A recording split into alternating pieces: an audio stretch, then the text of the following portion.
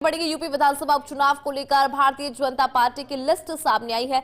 List यहां पर जारी कर दी गई है। ये बड़ी जानकारी आपको दे रहे हैं। जब से यूपी विधानसभा उपचुनाव की बात हो रही थी तभी से इंतजार था कि बीजेपी की लिस्ट कब आएगी और ऐसे में लिस्ट जारी कर दी गई है। बड़ी खबर आपको बता रही है, गाजियाबाद से संजीव शर्मा को टिकट दिया गया, तो वहीं खैर से सुरेंद्र चिल्लर को टिकट दिया गया है। उत्तर प्रदेश उपचुनाव के लिए ये आपको जानकारी दे रहे हैं। उपचुनाव के लिए भारतीय जनता पार्टी की लिस्ट यहाँ पर सामने आई है। आपको वो तमाम नाम भी हम लगातार बता रहे हैं जो इस लिस्ट के अंदर है। कटेरी से धर्मराज निषाद को टिकट दिया है बीजेपी ने। गाजियाबाद से संजीव शर्मा को टिकट दिया गया, ये बड़ी खबर आपको बता दें। खैर से सुरेंद्र को टिकट यहां पर दिया है बीजेपी ने।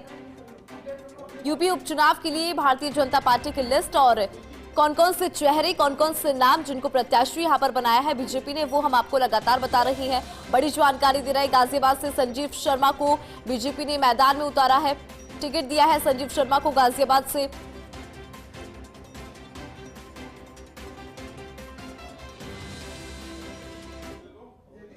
अवनीश हमारे साथ जुड़ गया। अवनीश, यूपी उपचुनाव को लेकर बीजेपी की लिस्ट जारी, जरा बताएं कि किन समीकरण को फिट किया गया है।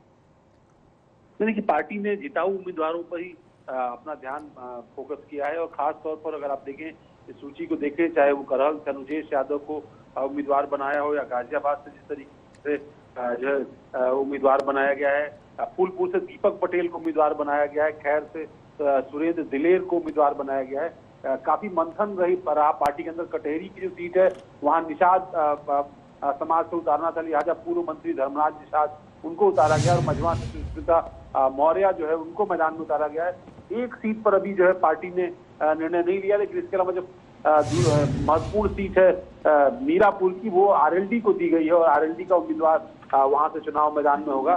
तो ये काफी महत्वपूर्ण है और बिल्कुल वही बताया जा रहा है कि कल ही सभी के सभी उम्मीदवार हैं एक साथ नामांकन करेंगे कल जो है अलग अलग निर्वाचन क्षेत्रों में।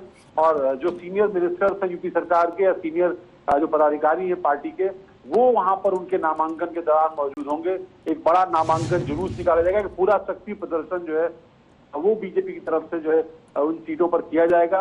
रणनीति यही है कि अब चुनाव के मैदान में पूरी तरीके से कूद जाया जाए, इन उम्मीदवारों को आगे रख करके बीजेपी के लिए जो उनका अपना कैडर है उनके साथ समन्वय बनाते हुए, जो आरएसएस के स्थानीय कार्यकर्ता हैं उनके साथ समन्वय बनाते हुए जीत सुनिश्चित करनी है।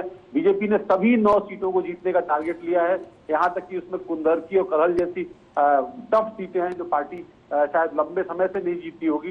तो ऐसे में उन सीटों पर भी फोकस है, उनके लिए भी रणनीति बनाई गई है। और इसीलिए आप देखिए चाहे मझवा की सीट हो वहाँ मौर्य समाज से उम्मीदवार रखा गया, चाहे करहल की सीट हो वहाँ यादव समाज से ही रखा गया। यादव बहुल इलाका है करहल, मैनपुरी का समाजवादी पार्टी का गढ़ है। अखिलेश यादव खुद वहाँ से विधायक थे, जो है तेज प्रताप यादव वहाँ से उम्मीदवार हैं।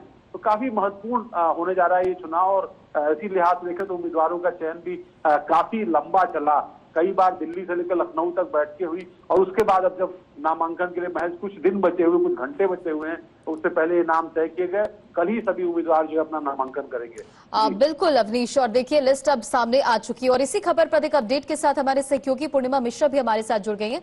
पूर्णिमा, यूपी उपचुनाव के लिए बीजेपी की लिस्ट जारी हो गई, तमाम समीकरण को यहाँ पर फिट करने की कोशिश की गई। इस लिस्ट को कैसे देखें और यूपी उपचुनाव बीजेपी के लिए कितना महत्वपूर्ण हो जाता है?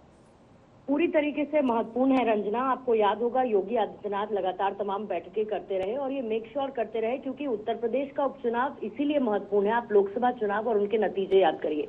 लोकसभा चुनाव में उत्तर प्रदेश एक ऐसा राज्य रहा था जहां पर बीजेपी का प्रदर्शन उम्मीदों के मुताबिक बिल्कुल भी नहीं था और जाहिर बात है कि आने वाले वक्त में उत्तर प्रदेश में विधानसभा चुनाव होने हैं और उसके ठीक बीच में उत्तर प्रदेश में ये उपचुनाव है। जाहिर बात है कि पीछे जो कुछ लोकसभा चुनावों के दौरान हुआ उसको कवर करना और उससे बेहतर प्रदर्शन दिखाना उन विपक्षी पार्टियों को जो ये कहती रही कि बीजेपी के जो सीटें कमाई लोकसभा चुनाव में उसका एक मुख्य कारण उत्तर प्रदेश रहा। उत्तर प्रदेश की जनता ने बीजेपी को नकार दिया है, ये विपक्ष की तरफ से नैरेटिव दिया जा रहा था, जिसके बाद योगी आदित्यनाथ ने कई बैठकों का दौर किया और आपको याद होगा दिल्ली तक चक्कर लगे। केशव प्रसाद मौर्य यहाँ पर पहुंचे, ब्रजेश पाठक यहाँ पर पहुंचे, बहुत सारे पदाधिकारियों के साथ उम्मीदवारों की लिस्ट पर मंथन हुआ है, क्योंकि 13 नवंबर को मतदान होना है और 25 तारीख अंतिम तारीख है नामांकन दाखिल करने की। तो जाहिर बात है और इसके नतीजे 23 नवंबर को आएंगे। बहुत महत्वपूर्ण है क्योंकि जिस तरीके से लोकसभा चुनावों में समाजवादी पार्टी से परात एक तरीके से बीजेपी को मिली और उससे एक बड़ी सीख ली है। आप ऐसे कह सकते हैं कि जैसे ताश के 3 पत्ती खेल में मंजा हुआ खिलाड़ी एक ब्लफ खेलता है ना, उसी तरीके का हाल यहाँ पर है। लोकसभा चुनावों में जो नतीजे आए उसके बाद बीजेपी ने इसके लिए तैयारी की थी और जैसा कि आप लिस्ट देख सकती हैं, बहुत इंपॉर्टेंट इन सीट्स पर जिन नामों का ऐलान किया गया है, इसमें आपको महिला उम्मीदवार सुचिस्मिता मौर्य नजर आएंगी, जो कि मजवा से चुनावी मैदान में रहेंगे और कटेहरी से धर्मनाथ निषाद रहेंगे। फूलपुर से दीपक पटेल हैं, करगल से अनुजेश यादव हैं और खैर जो कि एसटी के लिए रिजर्व सीट है, सुरेंद्र दिलेर को यहाँ पर मैदान में उतारा गया। गाजियाबाद से संजीव शर्मा है, कुंदरकी से रामवीर सिंह ठाकुर हैं और चौरासी से जो कि एसटी के लिए रिजर्व सीट है, वहां पर कारीलाल ननोमा है। आप इस बारे में बात ही नहीं।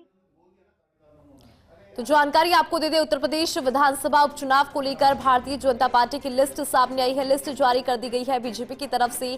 कौन कौन से चेहरे हैं जिनको मैदान में उतारा गया वो हम आपको बता दें। गाजियाबाद से संजीव शर्मा पर दाव खेला है भारतीय जनता पार्टी ने। संजीव शर्मा को गाजियाबाद से उतारा है बीजेपी ने। तो ये लिस्ट सामने आ चुकी है। बहुत ही ज्यादा महत्वपूर्ण ये लिस्ट भारतीय जनता पार्टी के लिए, क्योंकि उपचुनाव है और लोकसभा नतीजों के बाद जिस तरह से भाजपा का प्रदर्शन उत्तर प्रदेश में कुछ खास नहीं रहा था, उसके बाद अब बड़ा चैलेंज बीजेपी के सामने इन तमाम सीटों को लेकर है। ऐसे में जो चेहरे यहां पर उतारे गए हैं, एक स्ट्रेटेजी के तहत इन चेहरों को यहां पर उतारा गया है। बड़ा दाव यहां पर बीजेपी ने खेला है। कौन कौन से चेहरे हैं वो हम आपको बता रही हैं। धर्मराज निषाद को कटेहरी से उतारा है, गाजियाबाद से संजीव शर्मा का नाम, खैर से सुरेंद्र दिलेर को टिकट दिया गया।